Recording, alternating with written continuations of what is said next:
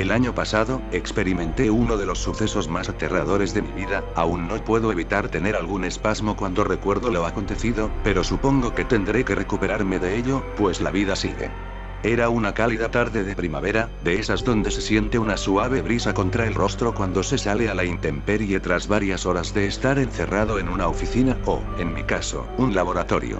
Hace 2 años, me recibí de oficial profesional policial y trabajo desde entonces en el enorme edificio que alberga la Escuela de Investigaciones, casi a las afueras de la ciudad. Al finalizar mi turno, a las 20 horas aquel día, ansioso, cogí mi maletín, mi chaqueta y caminé hasta la estación de metro, para sumergirme en la vorágine y en las entretenciones que me brindaba mi celular camino a casa. Aunque ya contaba con un vehículo nuevo, siempre prefiero ser ecológico y tomar el subterráneo tantas veces como sea posible. Tras unos 20 minutos de viaje, exhausto y con ganas de un buen trago, salí del metro y caminé hacia la torre de departamentos donde vivía en aquel entonces. Pese a que ya contaba con el dinero suficiente como para comprar una residencia en uno de los tantos condominios modernos de casas y edificios que se han inaugurado en la periferia de la capital, me pareció mejor idea comprar un departamento en el corazón de la ciudad al independizarme de mis padres, concretamente en la Torre 8 de la remodelación San Borja, en Santiago Centro, pues son construcciones antiguas, confiables y tengo excelentes referencias de estos conjuntos. Luego de bajar del ascensor, rápidamente, fui a buscar una de las latas de cerveza que tengo en el refrigerador y, sin contratiempos, me dirigí al balcón a beberla, contemplando el ocaso y el manto de luces que cubría la ciudad de extremo a extremo. El apetito, sin embargo, pudo más y, tras botar la lata en el cubo de basura, fui a prepararme algo para comer. En ese momento, recordé de pronto que había olvidado por completo comprar previamente algo para echarme al estómago. Esto de vivir solo hace que me olvide de cosas esenciales. Estoy harto del sushi y las pizzas y quise de una vez por todas zafarme del santiaguino promedio y cocinar algo de verdad. Entonces, fui por mi chaqueta y bajé por la escalera del dúplex para tomar el ascensor. Pero algo no andaba bien, las luces parpadeaban insistentemente en el largo y solitario pasillo del piso 20, la antepenúltima planta. En los 2 meses que llevaba viviendo en esa torre, nunca pasó algo similar.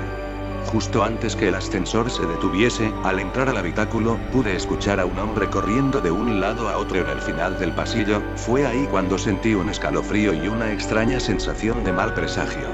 Luego de acudir al supermercado que estaba en Avenida Portugal, regresé a mi torre cargado de paquetes, con lo cual me costó un tanto presionar el botón del ascensor para volver a mi piso. No contaba con lo que iba a ocurrir después, el ascensor se detuvo de golpe en el piso 14.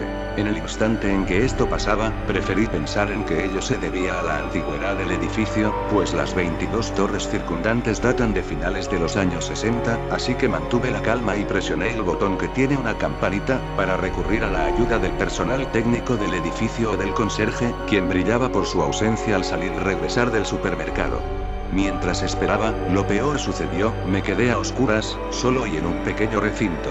Mi profesión me indica que siempre es preferible mantener la calma ante circunstancias como estas, aunque ya el aire comenzaba a faltar y sentía un minúsculo cúmulo apoderándose de mi estómago, un cúmulo de pánico y desesperación. Afortunadamente, las puertas se abrieron y salí despavorido del ascensor, decidido a tomar la caja de escaleras para llegar al piso 20. Fueron varios minutos, el conserje casi nunca está en el mesón de la recepción.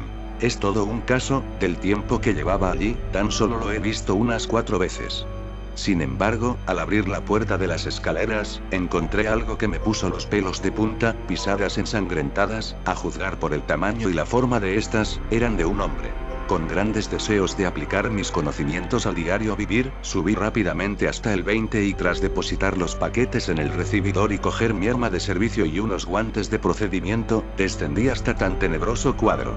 Me di cuenta que las pisadas continuaban hasta los pisos inferiores, mientras más pisos bajaba, el escenario se tornaba cada vez peor, pues pude apreciar marcas de manos ensangrentadas en las murallas de la caja de escaleras y un rastro lineal de sangre que se dirigía hacia abajo. Todos estos indicios me hicieron dilucidar que alguien estaba cargando un cadáver sangrante. Ya cercano a los pisos subterráneos, los rastros de sangre pasaban a ser charcos.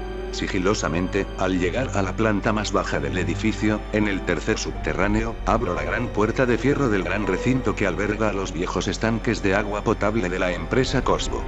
Fue ahí cuando el ambiente se tornó completamente lúgubre, tétrico y denso. Verdaderamente, sentía que estaba rodeado por maldad pura. Las marcas de sangre seguían un rastro aleatorio por toda aquella planta e inclusive, los estanques de agua tenían las mismas marcas de manos que las paredes de los pisos superiores. Pese a que sabía que el peligro era inminente, decidí seguir adelante para ver quién era el que pululaba por estos recónditos parajes.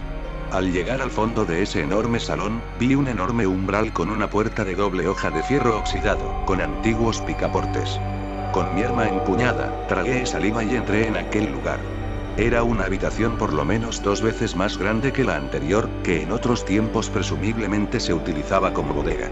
Estaba oscuro, pero mi formación me indicó que alguien había estado allí escasos segundos antes, como si recién hubiesen apagado la luz, pues había un dejo de perfume y los filamentos de tungsteno de las viejas ampolletas del cielo raso aún estaban en un tono anaranjado. A tientas en la oscuridad, encontré el interruptor y lo presioné. Con voz autoritaria, ordené que quien fuese que estuviera oculto, saliera inmediatamente, pero mis palabras resonaron en la soledad de aquel subterráneo y fueron absorbidas por los gruesos cimientos. Entonces, aun con mi arma en mano, me fijé en la gran cantidad de cosas que se encontraban en el lugar.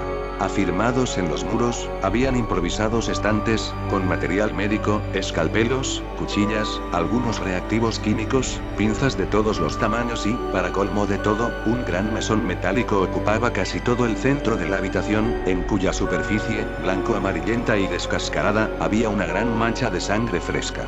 Bajo esta, se podían ver otros rastros de sangre antigua. Alguien había hecho un escabroso trabajo sobre esa mesa. Arriba de este aparataje, inclusive, pude ver una gran lámpara, apagada por cierto, redonda y apoyada sobre un pedestal, muy similares a las existentes sobre las estaciones de autopsias. Esto empezaba a tornarse color de hormiga. Con todo esto en mente, puedo ver una pequeña puerta de madera detrás de un perchero para delantales, en la esquina derecha de la habitación, la cual abrí lentamente y, haciendo un molesto chirrido, dio paso a un hedor espantoso, el hedor del formaldehído. El otro cuarto estaba oscuro, así que decidí sacar mi celular y utilizar su linterna. No había interruptor al parecer, o bien, estaba muy bien escondido. Lo que a continuación pude apreciar fue una escena verdaderamente chocante. Frascos de todos los tamaños, provistos de ese fétido líquido amarillento, guardaban en su interior los más diversos órganos humanos, entrañas de todos los sistemas e incluso corazones y cerebros. Esa pieza eran tan solo frascos, con ese desagradable olor, que tumba a cualquiera. Quise retornar ante lo mal que me estaba sintiendo, pues ese químico supone un gran peligro para la salud, pero ya había llegado demasiado lejos como para desistir de mi incursión. La mitad de uno de los estantes se apoyaba sobre un umbral sin puerta, que tan solo tenía unas tiras de viejo plástico colgando desde la parte superior del umbral, hasta el suelo. Con temor y fascinación al mismo tiempo, continué indagando en los confines más oscuros de Santiago. El umbral dio paso nuevamente a la oscuridad, un inquietante túnel, de baja altura y donde el desagradable olor a formalina daba paso a un nauseabundo olor a podrido. Unos pasos más allá había un gran arco que daba a otro recinto, levemente iluminado, como por cabos de vela o pequeñas ampolletas. El hedor se tornaba cada vez más penetrante, por lo que me cubrí mi nariz con mi antebrazo. Al llegar a esa habitación y con ayuda de mi celular, los cabos sueltos comenzaron a atarse. Una gran cantidad de cuerpos muertos, desmembrados y apilados en el fondo del cuarto, aguardaban para ser arrojados a un foso de incineración, correspondiente según mis cálculos al final del ducto de la basura. No alcancé a dar un paso, cuando un gran golpe con un objeto contundente me dio en la espalda, pero afortunadamente no en la cabeza, haciéndome caer de bruces frente a la gran montaña de cadáveres. De un salto y con la adrenalina en mis venas, me puse de pie y comencé a forcejear con un sujeto macizo, de mi estatura y de una fuerza descomunal. Tras unos minutos de intensa disputa, apliqué sin chistar las maniobras de defensa personal que aprendí hace unos años en la escuela de investigaciones. El sujeto precipitó de golpe sobre unos sacos de arena y lo contuve por los hombros. La escasa luz que había en el recinto fue suficiente para dejar entrever que llevaba su cabeza cubierta por un gorro verdoso con manchas marrones, igual al que utilizan los médicos cirujanos en intervenciones, y su nariz y boca con una gran mascarilla. Aún el hombre tenía fuerzas e intentó arrebatarme mi arma de servicio, pero no quise prolongar más la situación y rápidamente le propiné un balazo en su pierna izquierda, inmovilizándolo parcialmente. El susodicho yacía recostado en el suelo, quejándose de dolor y, para evitar sus movimientos, le puse un pie a la altura de su pecho, mientras cogía mi celular y llamaba a un amigo y colega de la escuela, para que viniese a colaborar conmigo. Le di las coordenadas y bastaron unos minutos para que llegase al lugar, pues vive en un loft de calle Marcoleta, a escasos metros de la Torre 8. Aquel hombre se retorcía de dolor mientras esperaba a mi colega, hasta que llegó y juntos lo trasladamos al hospital más cercano, para curar sus heridas y llevarlo posteriormente al control de detención de ese cuadrante. Fue precisamente en el hospital, con todas las luces del edificio, cuando recibí la mayor impresión en años. Pude reconocer que el sujeto que cometía todos estos sangrientos actos era el conserje del edificio, un hombre de unos 50 y tantos años de edad, completamente desquiciado y lleno de odio.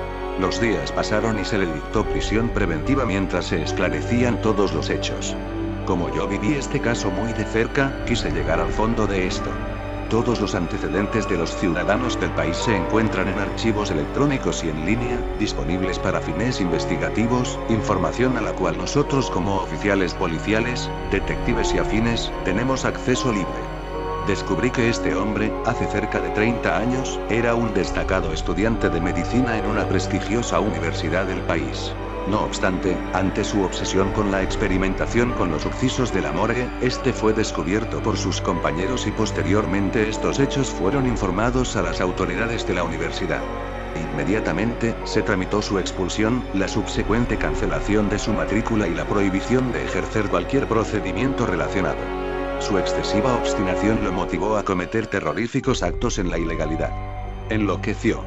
Según pude indagar, el sujeto de iniciales D, F, W, G, comenzó a trabajar como conserje precisamente en la Torre 8 de la remodelación San Borja en marzo de 1986. Acostumbraba a hacer cenar a solitarios transeúntes que se movilizaban por los barrios del extrarradio de Santiago y también cercanos a las bocas del metro, para luego subirlos a una camioneta y trasladarlos a tal aterrador subterráneo.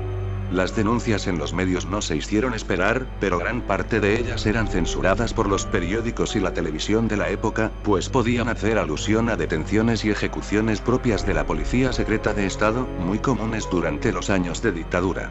Nadie se daría cuenta, pues su carácter amable y condescendiente nunca lo delataron de sus tramas ocultas y además, estacionaba su camioneta en el tercer subterráneo de la torre con conexión casi directa al salón de estanques.